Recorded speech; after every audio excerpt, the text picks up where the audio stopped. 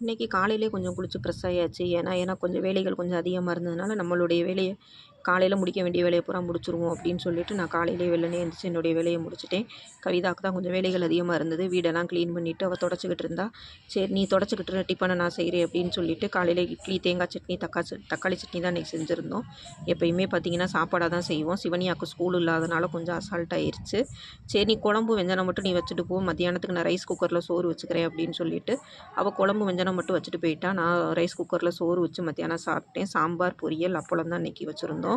ஆரி work நீங்கள் போடுவீங்களா அப்படின்னு கேட்டிருந்தீங்க. ஆரி ஒர்க்கு எனக்கு போட தெரியாது. கஸ்டமர் வந்து ஆரி போட்டு கொண்டாந்து கொடுத்து தச்சு கொடுக்க சொன்னால் அதையும் நாங்கள் செய்வோம். இல்லை நீங்களே ஆரி ஒர்க்கு போட்டு எனக்கு ப்ளவுஸ் தைச்சி கொடுங்க அப்படின்னு சொன்னாலும் நாங்கள் செய்வோம். ஏன்னா எங்கள் வீட்லேயே ஆரி ஒர்க்கு போடுறதுக்கு ஆள் இருக்காங்க. எனக்கு வந்து தனிப்பட்ட முறையில் ஆரியெல்லாம் எதுவும் போட தெரியாது. எனக்கு வந்து தைக்கிறதே பார்த்திங்கன்னா 2 மணி நேரத்துக்கு ஒருக்கா நான் கொஞ்சம் இறங்கி படுத்து எந்திரிச்சு தான் நான் தைப்பேன். தொடர்ந்து உட்காந்து என்னால்